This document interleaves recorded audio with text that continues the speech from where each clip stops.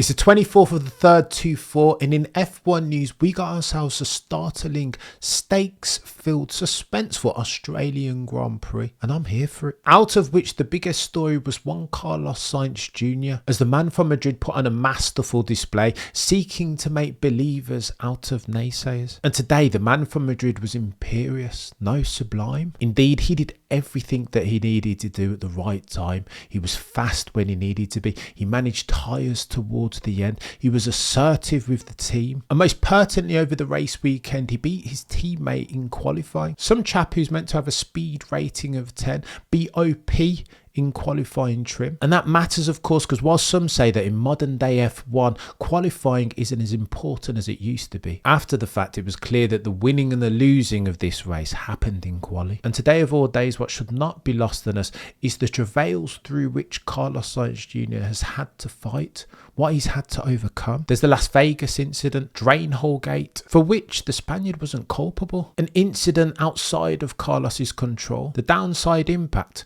Carlos had to swallow. Any regulatory body worth its metal would have done right by Sainz. The FIA, they did nothing. Not to mention health troubles. He's still recovering from the appendicitis operation that he had only last week. Don't believe me? Check out how laboured he was getting out the car. Fella's in pain. Oh, and the Lewis Hamilton announcement that he'll move to Scuderia Ferrari in 2025 has only made Carlos Sainz Jr. redundant, jobless. That's a lot to contend with. Some say the mark of the man isn't what you do in peacetime. It's what you do in times of adversity, when your back's up against the wall. It was no surprise then to hear Messrs Norris and Leclerc sing the victor's praises at the post-race press conference. In response to whether Carlos Sainz is underrated, Lando's response? Not to the people that know him. That Sainz's dedication to the cause is self-evident, because a number of the other drivers on the grid wouldn't have made it back so quickly after appendicitis surgery. Lando continued that when things click for Carlos, he always does well. Carlos, ever the stoic, made the pertinent point in his interview with Lawrence Pareto in the pen. Even with all this form, the Spaniard said, "Sadly,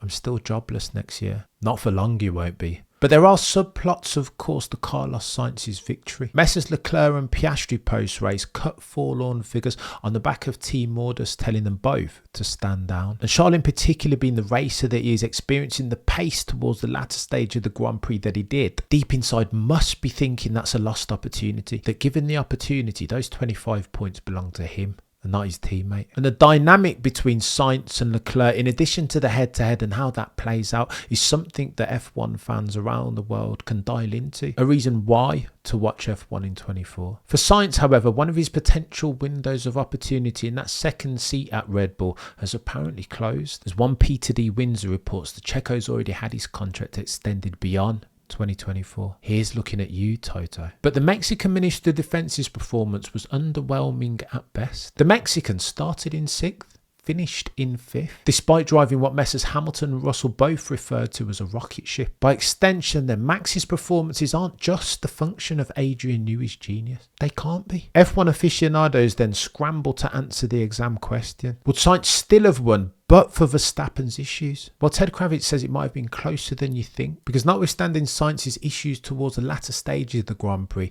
Ferrari's tyre deg was less of an issue than it has been. Better even than Checo's, and that matters. And Checo went so far as to echo these sentiments, saying that Sainz still would have taken top step of the podium, even had Max not had an issue. Oof. You can be sure that Max will not like that. Max's issues, of course, were brake driven. His rear rights were binding as early as the formation lap. On Max's issue, Christian Horner asserted that the brakes felt like they were locked from the start of the race. So ultimately, it felt like Max was driving with a handbrake on. The Red Bull TP continues that Max's race was over once the rear rights started to overheat and ultimately failed. And ultimately, this will put pay to the Dutchman's race, ending hopes of him equaling a record 5 consecutive race wins to start a season. Mansell and Schumacher on 5 consecutive can both rest easy. And tear-off gate rumbles on, and sadly for Esteban Ocon, a tear-off made its way into his brake. His race weekend detrimented by him having to make an additional unscheduled pit stop. Brundle on comms was nonplussed. Martin suggested as a solve for this potentially dangerous problem that instead of throwing away the tear-offs into the path of oncoming cars,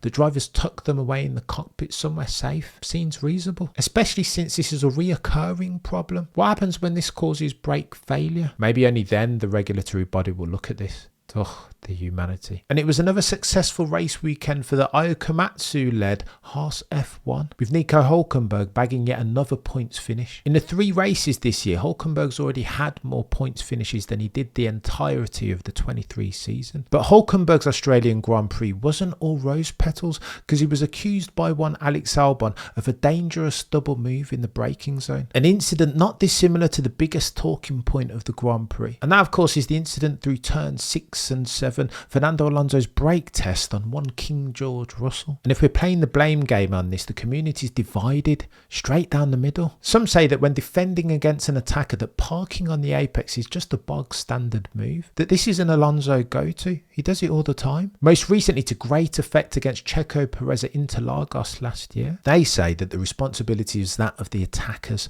that George Russell in this instance should have managed distance better. And this is partially borne out by Russell's onboard. He wasn't even on Alonso's gearbox yet. It was a weird crash. And then you've got the other side, of course, who argue that Alonso's rate of deceleration was erratic, dangerous even. The stewards ultimately, though, sided with George, giving Alonso a 20-second penalty. Alonso then was demoted to 8th and given 3 penalty points on his super licence. Oof. Alonso's response that it was disappointing to get a penalty from the stewards for what was hard but fair racing. I wanted to maximise my exit speed from turn 6 to defend against George. The Spaniard continued, that's what any racing driver would do. Aston Martin was saying it was a surprising decision, won't be lodging an appeal. They've chosen to accept the stewards' decision. And the stewards in their statement was absolving Alonso from mens rea intent even, deemed that Alonso's manoeuvre was extraordinary and critically more than was needed than to simply slow early for the corner. The move, conclude the stewards, was potentially dangerous, hence the 20-second penalty. And it shouldn't be lost on us that Johnny Herbert, who's had previous runnings with Fernando Alonso,